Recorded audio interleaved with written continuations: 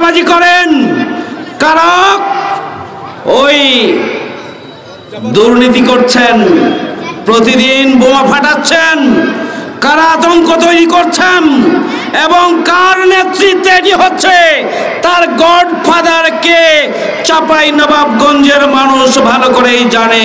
আর নয়রা ভাঙ্গায় একই অবস্থা, ওখানে একজন নেতা আছেন যিনি বোমাবাজি করেন, সন্ত্রাস করেন, চাঁদাবাজি করেন এবং এই দুই ইউনিয়নের দুইজন একত্রিত হয়ে অত্র এলাকার মানুষকে জিম্মি করে রেখেছেন।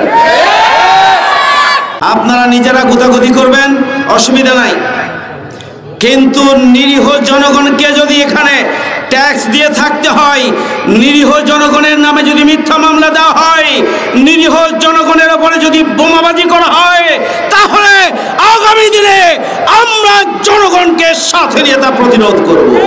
আর একটা দলের নাম করে ওই নদীর তীর পর্যন্ত দখলের প্রতিযোগিতা চলছে, যে জনপদের ট্যাক্স দিয়ে,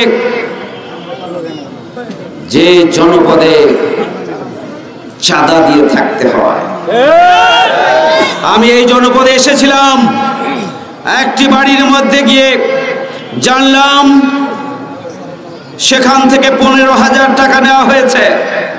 আর একজন বললেন আমার কাছ থেকে 1,20,000 টাকা নেওয়া হয়েছে। আর বললাম এগুলো আপনারা জানান না কেন ভাই, মুখ খোলা যাবে না, খবরদার ভাই আমার নাম বলবেন। আতঙ্কের জনপদ, এই জনপদকে মুক্ত করার জন্যই আগামী দিনে দাঁড়িপাল্লার হাতকে শক্তিশালী করতে হবে। সংগ্রামী ভাইয়ের আমার, চট্টগ্রামপুরের মানুষ তো জানেই, কি আপনারা জানেন না? কার নেতৃত্বে হয় আপনারা জানেন, কে করায় তাও আপনারা জানেন। এখান থেকে চট্টগ্রামপুরবাসী রানীহাটি ইউনিয়নকে আমরা মুক্ত করতে চাই।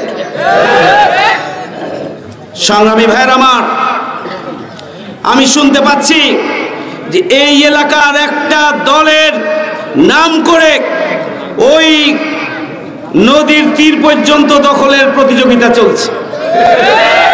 দুর্ভাগ্যজনক। কত অর্থের প্রয়োজন, কত টাকার প্রয়োজন, কত ক্ষমতার প্রয়োজন। মানুষের প্রতি জুলুম করবেন না, জুলুমের ফল ভালো হয় না। আপনারা মানুষের প্রতি জুলুম করছেন। আমরা আজকে অনুরোধ করতে চাই, যারা বোমাবাজি, সন্ত্রাস এবং চাঁদাবাজির সাথে যারা সম্পৃক্ত, দখলদারির সাথে যারা সম্পৃক্ত, আমি তাদের প্রতি অনুরোধ জানাতে চাই আপনারা এটি বন্ধ করুন, এখানেই ক্ষান্ত হন। আপনারা দলে দলে মারামারি করবেন, করেন। আমি এসপি সাহেবকে বলেছি, আমি ওসি সাহেবকেও বলেছি, আবারও বলতে চাই, ডিসি সাহেব, এসপি সাহেব, ওসি সাহেব, আপনাদের নাগের ডগায় কারা বোমাবাজি করে, সন্ত্রাস করে, কাদের নেতৃত্ব হয় আর গডফাদারগিরি করে কারা, আপনারা জানার পরও পদক্ষেপ গ্রহণ করেন না কেন?